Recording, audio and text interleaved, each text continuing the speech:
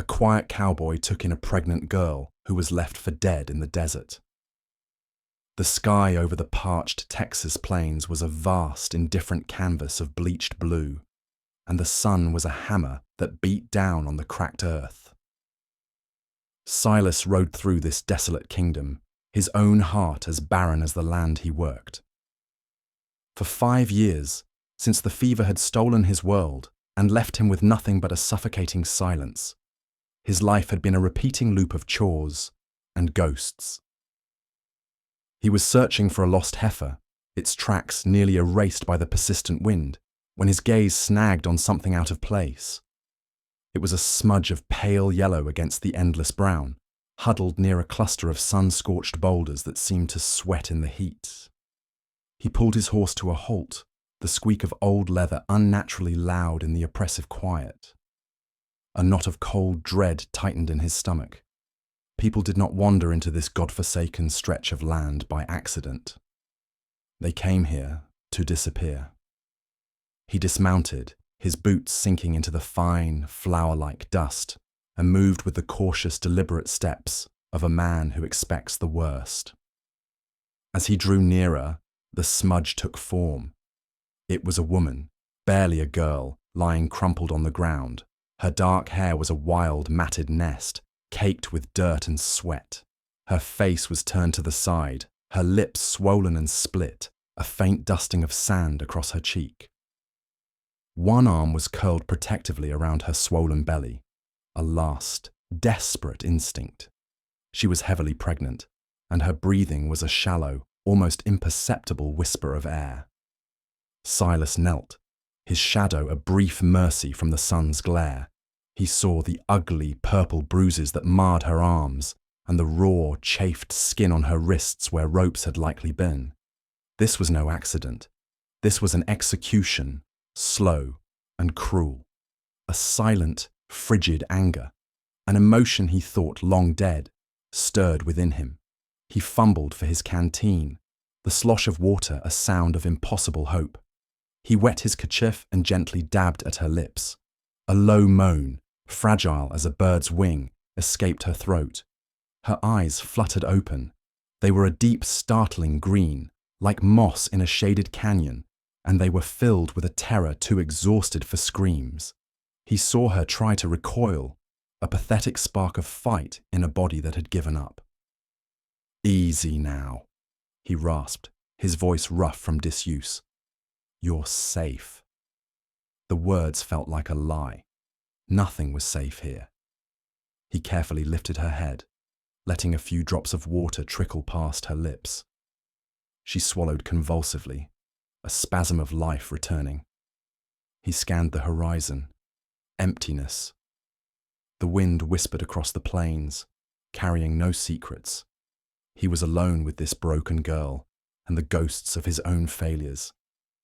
The voices of his past urged him to leave her, to ride away, telling him his heart was a graveyard, not a sanctuary. But then he saw it, the faint, stubborn pulse beating in the hollow of her throat.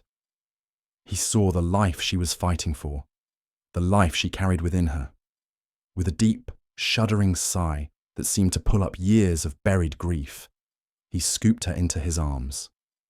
She was so light, a fragile bundle of bones and belly and extinguished hope. "Just hold on," he murmured, a command to himself as much as to her. He maneuvered her onto his horse, settling her in front of him, her head lolling against his chest. As he turned toward the distant, lonely silhouette of his ranch, he felt the weight of his decision. He was not just carrying a stranger, he was carrying a second chance, a terrifying prospect that could either save his soul or shatter it completely.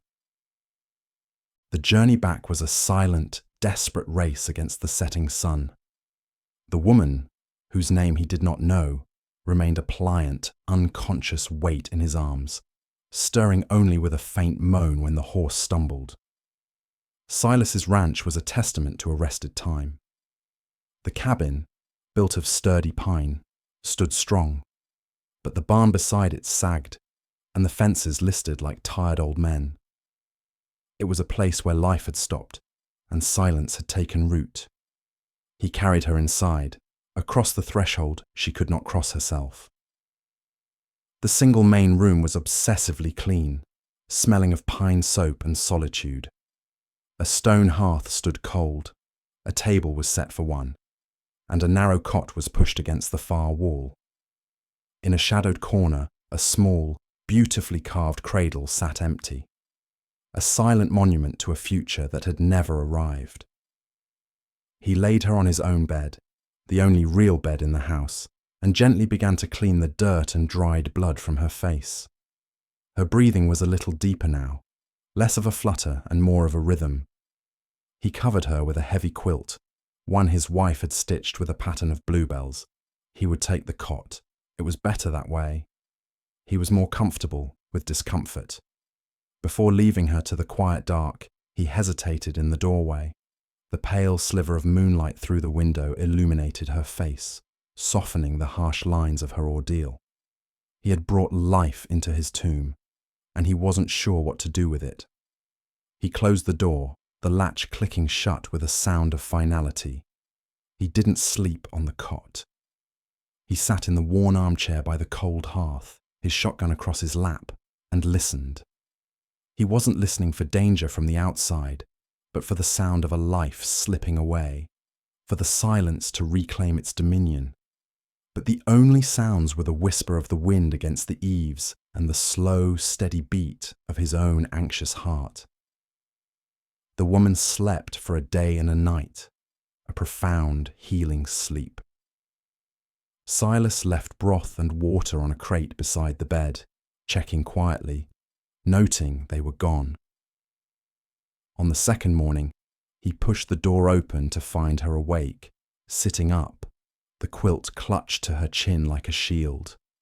Her green eyes, clear now, tracked his every move with the intense watchfulness of a hunted animal. He said nothing, simply placed a bowl of warm porridge on the crate and retreated, giving her the gift of his absence. He spent the day on the far side of his property, replacing rotten fence posts, the physical labour a welcome distraction. When he returned at dusk, the bowl was empty and washed. She was standing by the window, her silhouette framed against the bruised purple of the twilight sky. She had found a comb somewhere and had worked the tangles from her dark hair. As he entered, she turned, her hand instinctively cradling her belly. "Thank you," she said, her voice a dry, scratchy whisper. He gave a curt nod, hanging his hat on its peg. The silence that fell was not the comfortable silence of his solitude, but a tense, charged space filled with everything they weren't saying. He busied himself with the fire, coaxing a flame to life. "There's a doctor in Crimson Peak," he said, his back to her. "It's a 2-day ride." "No," she replied, her voice sharp with sudden panic. "No doctors, please." He turned and saw the raw terror in her eyes. It was a look he knew well. It was the fear of being trapped, of being at the mercy of others. He didn't press the issue. He had learned long ago that some wounds couldn't be forced open. The days that followed fell into a quiet, tentative rhythm. He worked outside. She stayed inside. Slowly, she began to inhabit the space. She swept the floor. She polished the tarnished silver of his wife's candlesticks until they shone. One day, he came in to find her running a soft cloth over the dusty, empty cradle. He froze. A cold, sharp pain lanced through him. "Leave it," he said, his voice harsher than he'd intended. She flinched as if struck, dropping the cloth. I'm sorry," she stammered, backing away. "It was just so dusty." He couldn't explain, couldn't voice the grief that the simple object represented. He strode over, picked up the cloth, and draped it back over the cradle, re-shrouding the memory. He walked out without another word, but he could feel her confused, hurt gaze on his back. That night, the air in the cabin was thick with ghosts again, the silence a chasm between his cot and her bed. Autumn began to bleed into the landscape, painting the sparse foliage in shades of rust and old gold. The woman, who he learned was named Isla, slowly unfurled like a trampled flower finding the sun. The haunted look in her eyes was gradually replaced by a quiet, steady resolve. She possessed a deep, resilient strength that he found himself admiring. She began to take on more chores, not as a servant, but as a partner in the small, isolated world they shared. She fed the chickens, her voice a low, soothing murmur. She kneaded bread, filling the cabin with a warm, yeasty aroma that stirred memories he had long suppressed. He never had to ask. She simply saw what needed to be done and did it. Her quiet competence was a balm to his own weary soul. One morning, he found her in the small, neglected garden patch behind the cabin, her hands deep in the soil. She was pulling weeds with a fierce determination, clearing the ground that had lain fallow for 5 years. "Nothing's grown here since," he started to say, then stopped. She looked up at him, her face smudged with dirt. "Doesn't mean it can't," she said simply. Her words, so full of unadorned hope, struck him with the force of a physical blow. He watched her for a long moment, this pregnant girl who had been left to die, now tending a dead patch of earth, willing it back to life. That afternoon, as he was repairing a harness in the barn, a length of old, brittle leather snapped, and the awl he was using slipped, slicing a deep gash across his forearm. He swore, the sound sharp in the quiet barn, and wrapped the wound tightly with his kerchief, blood already seeping through. He walked back to the cabin to fetch clean bandages, and Isla saw the blood instantly. She was on her feet, her expression a mask of concern. "Sit," she commanded, her voice firm. Before he could protest, she had guided him to the table, her touch gentle but insistent. She worked with a surprising efficiency, washing the wound with clean, boiled water and inspecting it with a practiced eye. "It needs stitches," she said, producing a small, neat sewing kit from her meagre belongings. He found himself submitting to her care, watching in silence as her small, steady hands worked the needle through his skin. Her brow was furrowed in concentration, and a stray lock of dark hair fell across her face. He had an almost overwhelming urge to reach out and tuck it behind her ear. "Where did you learn that?" he asked, his voice low. "My grandmother was the town healer," she replied, not looking up from her work. She said a steady hand and a clean needle could fix most of what ails people. When she was done, she wrapped his arm in strips of clean linen. As she tied the knot, her fingers brushed against his, and a jolt of warmth, potent and unexpected, shot through him. She pulled her hand back, as if burned, a faint blush colouring her cheeks. "Thank you," he said, the words feeling clumsy and inadequate. She gave a small nod, turning away to busy herself at the stove. The dynamic between them had shifted again. An invisible line had been crossed. That evening, as they sat by the fire, a comfortable quiet settled between them. "Silas," he said, breaking the silence. "My name is Silas." She looked up from the sock she was darning, a small, tentative smile touching her lips for the first time. "I'm Isla," she said. It was a simple exchange, but in the small, firelit cabin, it felt like a beginning. The world began to shrink as winter announced its approach. The days grew shorter, the wind carried a sharper bite, and the first dusting of snow appeared on the distant peaks. Isla's time was near, and a quiet tension settled over the homestead. Silas found himself watching her constantly, a fierce protective instinct he hadn't known he still possessed, warring with the cold dread of his own past. He knew they needed more supplies, things a ranch couldn't produce, things a new baby would require. The thought of riding into Crimson Peak, of facing the gossip and the pitying stares, was galling. But it had to be done. He left at first light, promising Isla he would be back by the following evening. He left his best rifle with her, showed her how to use it, and rode away with a heavy heart. Crimson Peak was a place of narrow minds and long memories. As Silas loaded his wagon in front of the mercantile, he felt the familiar weight of scrutiny. He was the widower, the hermit, the man touched by tragedy. Then a voice, slick with malice, cut through the air. "Well now, Silas, didn't figure you for the shopping type, letting that little stray of yours run the place while you're gone." Silas didn't turn. He recognized the voice of Marcus Thorne, a man whose landholdings were as vast as his cruelty. He continued to methodically load his supplies. Thorne, flanked by two of his rough-looking ranch hands, swaggered closer. "I hear she's got a bun in the oven. Not yours, of course. Some say it belongs to that gambler who skipped town last spring. You always did have a soft spot for damaged goods, didn't you, Silas? A man who couldn't keep his own wife and son from the grave shouldn't be playing daddy to another man's mistake." The world went red. The sack of sugar in Silas's hands might as well have been a feather. He set it down with a slow, deliberate motion. He turned, and the look in his eyes made Thorne take an involuntary step back. "Thorne," Silas said, his voice quiet but carrying an edge of cold, lethal fury. "Every man has a line. You just spat all over mine." Thorne's bravado wavered, but with his men watching, he felt compelled to push. "What's the matter? Truth hurt. You're a curse, Silas. Everything you touch turns to dust." That was it. Silas didn't shout. He didn't draw a weapon. He moved with a speed that was shocking in such a large man.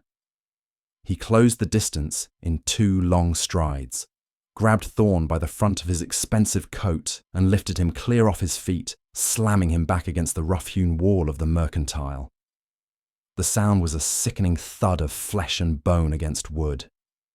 Thorne's cronies froze, their hands hovering near their pistols, but they made no move. Silas's face was inches from Thorne's, his eyes burning with 5 years of repressed rage and grief.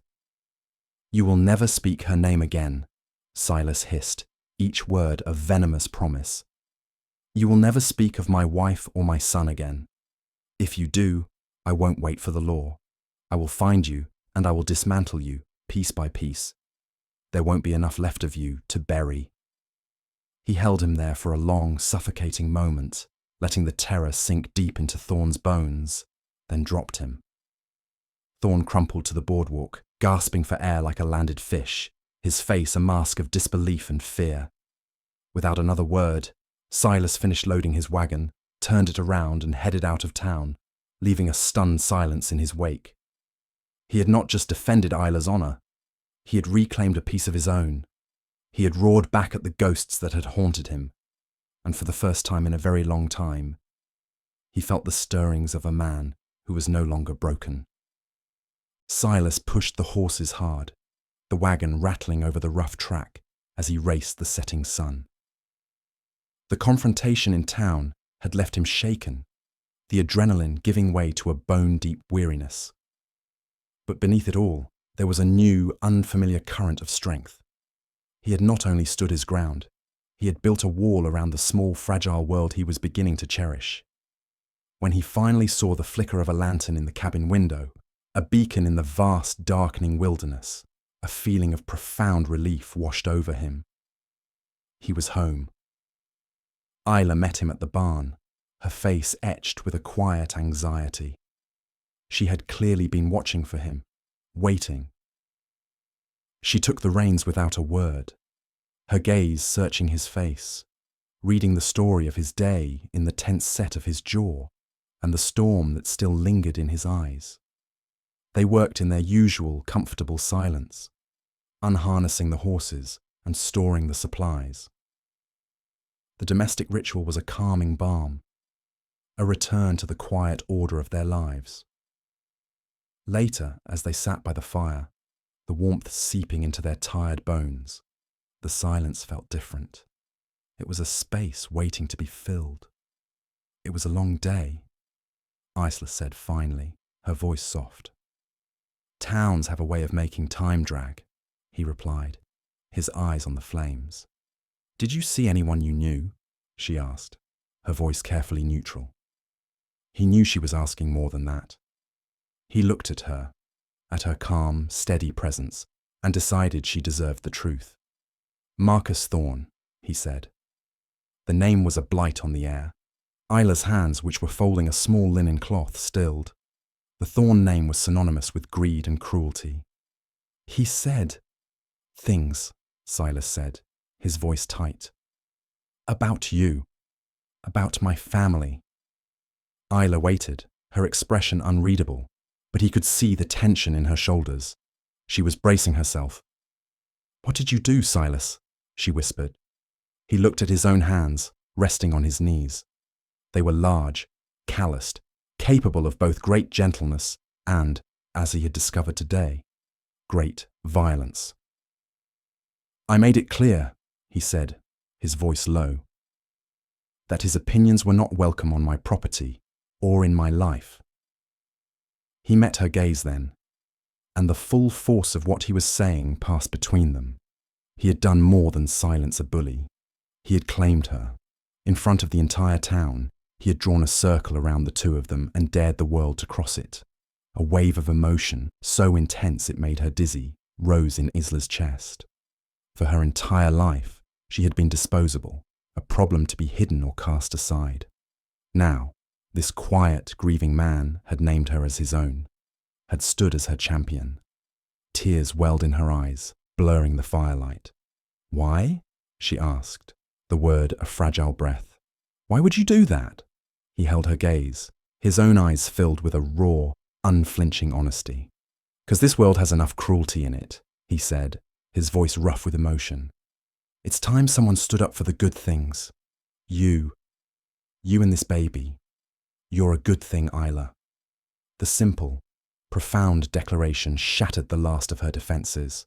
She reached across the space between them, her hand tentatively covering his. The contact was electric, a current of shared vulnerability and burgeoning affection. Thank you, she managed to say, her voice thick. He didn't pull away. He turned his hand over, his fingers enveloping hers, his grip warm and solid. It was a promise. It was a beginning. They sat in the firelight, their hands clasped, the world outside forgotten. They had been two solitary, drifting souls, but in that moment they had found an anchor in each other. On a quiet, windless night, when the moon hung full and bright in the sky, casting a silver glow over the silent landscape, Isla finally told him her story. She sat in the rocking chair, a gift Silas had repaired and brought in for her hands resting on the taut globe of her belly. There was a peaceful, resolved look on her face, as if she had finally decided to release the ghosts she had been carrying. Silas sat across from her, patiently whittling a piece of wood, giving her the silence she needed to begin. He was a cartographer, she said, her voice soft as moth's wings, her eyes on the flickering fire. His name was Edward. He had a way with words, painting pictures of a future so bright it blinded you to the shadows. He promised me a life in California, a house by the sea where we would watch the ships come in. Silas stopped his work, setting the knife and the half-carved bird on the floor. He listened with a stillness that was an invitation. I was a fool, she went on, a sad, knowing smile touching her lips. I was young, and I wanted to believe in fairy tales. When I told him I was with child, the fairy tale ended. He said I was an anchor, a weight that would drag him down. He gave me a pouch of coins and told me to be rid of the problem. A single tear escaped, tracing a silent path down her cheek. I took the money and I ran, not from the baby, but for the baby. But my family, they saw only shame. My own mother called me a harlot. My brother, he was the one who drove me out into the desert. He said I had made my bed, and now I could lie in it, or die in it. It was no concern of theirs. She finally looked at Silas, her green eyes shimmering with the memory of that ultimate betrayal. They left me there, the people who were supposed to love me. The cold rage Silas had felt in town returned, colder and sharper this time. He rose and knelt before her, taking her cold hands in his. "Then they were not your family," he said, his voice a low, steady rumble. "A family doesn't throw its own away. They were strangers who shared your blood, nothing more." "But I've brought my shame to your door," she whispered, her voice breaking. "I'm a burden." "No," he said, his voice fierce, his grip on her hands tightening. "You are not." And in that moment, he knew he had to give her his own broken pieces, to show her that they were both survivors of a different kind of abandonment. "I had a wife," he began, the words scraped raw from his soul. "Sarah. She loved bluebells. And we had a son, Daniel. He had a laugh that could make the sun come out." His gaze drifted to the shrouded cradle in the corner. "The winter fever came 5 years back. It was fast and it was merciless. I was here. I held their hands. I watched the light go out of their eyes, and I could do nothing." He looked back at Isla, his own heart laid bare. "I buried them on the ridge, and a part of me died with them. I thought the silence was my penance. I thought I deserved the emptiness." "You didn't fail them, Silas," she whispered, her tears now for him. "You loved them. You stayed. That is never a failure." She leaned forward, her forehead resting against his, a gesture of shared sorrow, of profound, unspoken empathy. Their separate griefs, their individual betrayals, merged in the warm, fire-lit air of the cabin. They were two halves of a whole, two broken people who, in finding each other, were beginning to find a way to be mended. The moon shone down on the small cabin, a silent witness to the fragile, beautiful thing being born in the heart of the wilderness. The first heavy snow of the season arrived not as a gentle dusting, but as a sudden, determined siege, blanketing the world in a thick, soundless layer of white. The trail to Crimson Peak became an impassable memory, and the small cabin became their entire universe, an island of warmth in a sea of frozen stillness. The intimacy that had been kindled between them now filled the space, a quiet, steady flame against the encroaching dark of winter. Silas, now driven by a purpose that eclipsed his own grief, prepared for the battle ahead. He finally approached the shrouded cradle. With a deep breath, he pulled away the dusty cloth, an act of both remembrance and welcome. He spent a full day sanding the wood, erasing the patina of sorrow, bringing out the warm glow of the pine, preparing it for a new occupant. Lena watched him, her heart a slow, steady drumbeat of hope. He was not just making a bed for her child. He was making room in his life, in his heart. The long evenings were filled with a quiet, domestic peace.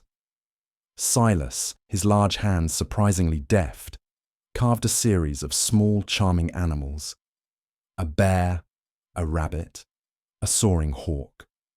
Lena would sit by the fire, humming old lullabies as she stitched tiny garments from soft flannel. They talked, their conversations weaving a tapestry of shared history and tentative dreams. He told her of his dream to one day raise horses, and she told him of her grandmother's garden, filled with herbs that could heal and flowers that could soothe the soul. But beneath the calm surface, a current of anxiety ran deep. The coming birth was a looming mountain they both had to climb. For Lena, it was the fear of the unknown, of facing the ordeal alone in the wilderness. For Silas, it was the terror of the known, the ghost of the last time life and death had battled under his roof. He would watch the sky, read the signs of the weather, his face a mask of grim concentration. He was determined not to be caught unprepared, to not be helpless again. The blizzard hit with the force of a physical blow, a furious whiteout that descended from the north and swallowed the world whole. The wind screamed, a relentless primal force, and the snow piled in great sweeping drifts against the cabin walls. They worked as a team, their movements efficient and synchronized in the biting cold, securing the animals in the barn, ensuring they had enough food and water to ride out the storm. By nightfall, they were completely snowed in, the world beyond their door a raging chaos of white. Inside, the fire roared in the hearth, a defiant heart of warmth and light. The tension was a third presence in the room, a humming, electric thing. And then, as the storm outside reached its crescendo, Lena cried out. A sharp, searing pain arched her back, and she grabbed the edge of the table, her knuckles white. She looked at Silas, her eyes wide with fear, and a fierce, undeniable resolve. "Silas!" she gasped, as another contraction ripped through her. "It's starting!" The words hit Silas like a physical blow. His greatest fear, realized. Trapped. Alone. The ghosts of Sarah and Daniel rose before him, their faces pale, their eyes accusing. For a heart-stopping moment, the old, paralyzing helplessness threatened to consume him. He was just a rancher, not a doctor, not a god. But then he looked at Lena's face. He saw her pain, but he also saw her incredible strength, her unwavering trust in him. That trust was a lifeline. He grabbed it, and it pulled him back from the edge of his own despair. He would not fail her. He would not. His fear transmuted into a cold, hard focus. "All right, Isla," he said, his voice a steady anchor in the storm. "Breathe with me. I'm right here. We'll do this together." He became a creature of pure, focused action. He stoked the fire, boiled water, laid out the clean cloths and tiny garments. The doctor's long-ago words, fragments of instruction he thought he had forgotten, came back to him with a stark clarity. The hours that followed were a blur, a primal dance of pain and effort, an unyielding will. The cabin groaned under the weight of the snow, and Lena's cries were a raw, powerful chorus against the storm's fury. Silas was her rock. He held her hand, wiped her brow, and spoke to her in a low, constant murmur of encouragement. He poured all of his own strength, his own regrets, his own desperate hope into her, willing her through the ordeal. He was not just a witness this time. He was a participant, a warrior fighting alongside her for the precious, fragile life struggling to enter the world. And then, just as the eastern sky began to pale with the first hint of a weary dawn, a new sound filled the cabin, a sound that silenced the wind and shattered the darkness. A cry, loud, lusty, and miraculous. The baby's first cry was a triumphant shout, a note of pure, unadulterated life that sliced through the heavy air of the cabin and banished the last of the storm's fury. For a single, suspended moment, Silas simply stood, holding the tiny, slippery, magnificent infant in his trembling hands. It was a girl, a perfect, fierce little girl, with a fuzz of dark hair and a spirit that announced itself with astonishing power. A tidal wave of emotion, relief, joy, awe, crashed over him, so potent it nearly brought him to his knees. He quickly wrapped the baby in a warm, clean blanket and gently, reverently, placed her in Lena's waiting arms. Lena's face was a beautiful ruin of exhaustion and elation. Tears of joy streamed down her cheeks, mingling with the sweat of her labor. She laughed, a raw, breathless sound of pure bliss that was the most beautiful music the cabin had ever known. "Oh, Silas," she sobbed, pressing her lips to the baby's downy head, to her perfect wrinkled cheek. "Look what we did." He knelt by the bed, his own vision clouded with tears. The memory of his lost children was present, not as a painful spectre, but as a gentle, benevolent presence, a quiet blessing for this new life. The crushing weight of guilt he had carried for 5 long years finally, blessedly, lifted from his shoulders. He had faced his greatest fear, and he had won. He reached out a calloused, unsteady finger and stroked the baby's cheek. "She's so strong," he said, his voice thick and choked. "She has your fire." Lena looked from her daughter's face to his, her heart so full it felt like a tangible thing. This man, this silent, grieving good man, had not just saved her life, he had given her a new one. As the sun finally broke through the clouds, flooding the small room with a clean, golden light, the world felt brand new. They were no longer two broken people hiding from the world. They were a family, forged in the heart of a blizzard, bound forever by the miracle they had brought into the world together. In the quiet, peaceful hours that followed, as the baby slept soundly in her mother's arms, they talked of what to call her. "I always loved the name Hope," Lena said softly, her eyes on her daughter's face. Silas nodded slowly. "Hope," he repeated, the word tasting sweet on his tongue.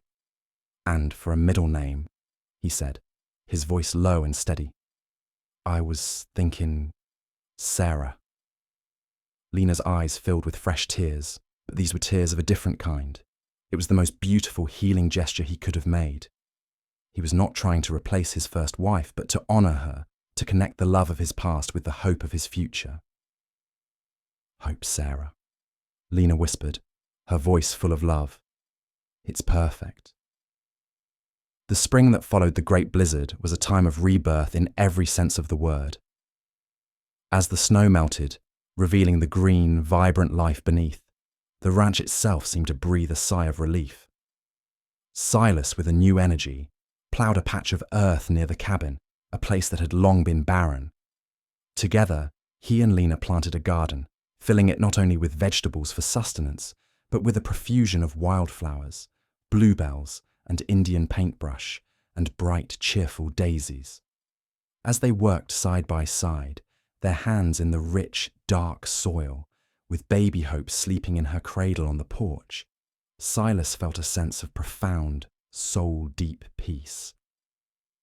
One evening, as the sun dipped below the horizon, painting the clouds in fiery strokes of orange and pink, he took Lena's hand as they stood watching the stars begin to prick the twilight sky. "This is your home, Lena," he said, his voice quiet but sure. "For as long as you want it." She squeezed his hand, her answer in the simple, powerful gesture. She leaned her head on his shoulder, the two of them a single silhouette against the vast, beautiful landscape. "We're home, Silas," she whispered. The world had deemed them broken and lost, but here, in this quiet haven they had built with their own hands, they had found everything. The passing of a few years transformed the ranch from a place of stark survival into a thriving, vibrant homestead. The sagging barn was straightened and reinforced, its new roof a testament to Silas's renewed purpose. The garden Lena had started with a handful of seeds exploded into a riotous tapestry of colour and life, its bounty shared with the few neighbours who now made the journey to their valley. The baby they called Hope grew into a bright, spirited little girl, her laughter a constant, joyful melody that echoed across the plains. She had her mother's dark hair and green eyes, but she had her father's quiet, observant nature. She would follow him on his chores, her small hand tucked securely in his, her face a mask of serious concentration as he explained the workings of the world to her. Silas was a man remade. The shadows of his past had not been erased, but they had been integrated into a richer, more complex picture. He was a father again, and the love he felt for his daughter was a fierce, steady flame that warmed him to his core. The community of Crimson Peak, once a source of pain and judgment, had slowly, grudgingly come to respect the quiet family in the valley. The tale of the blizzard birth was now a piece of local folklore, and Silas's stand against Marcus Thorne was spoken of in hushed, admiring tones. People began to see them not as a collection of broken pieces, but as a testament to resilience. One sun-drenched afternoon, a wagon rattled up their long drive. It was a young family from a neighboring ranch, their faces pale with worry. Their son had fallen from a hayloft, his arm broken badly. They had heard about Lena, about her healing touch. Lena welcomed them with her usual calm grace. While Silas whittled a perfectly fitted splint, she set the boy's arm with a gentle confidence that soothed his fear. She gave him a sweet, calming tea and wrapped the arm securely, her movements both skillful and comforting. The family left with tears of gratitude in their eyes, leaving behind a freshly baked apple pie and a new layer of respect for the woman who lived at Silas's ranch. She had become a quiet pillar of the community, not through pronouncements or position, but through simple, consistent acts of kindness. That evening, the three of them sat on the widened porch, watching the stars ignite in the deep velvet of the sky. Hope, sleepy from her day of adventures, was curled in Silas's lap, her small head resting against his chest. Lena leaned against him, her hand resting on his knee. The silence between them was a comfortable, living thing, filled with a universe of shared understanding. "You know," Silas said, his voice a low rumble, "when I found you, I thought I was bringing home a stranger." Lena smiled, her gaze on the star-dusted horizon. "And what did you bring home instead?"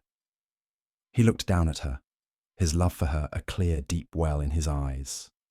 "I brought home my life," he said simply.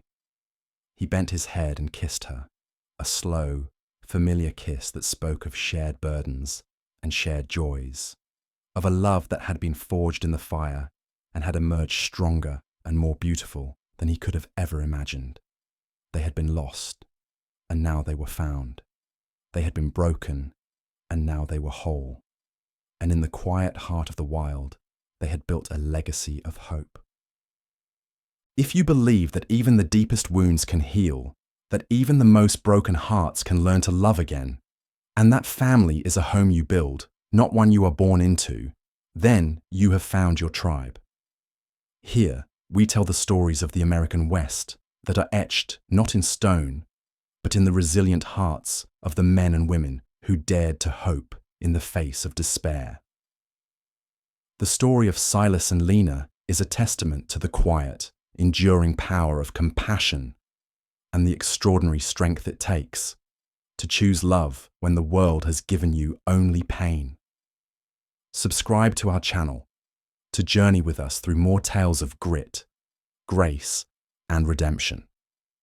Click the like button if this story moved you, and share it with someone who needs a reminder that even after the harshest winter, a garden can bloom.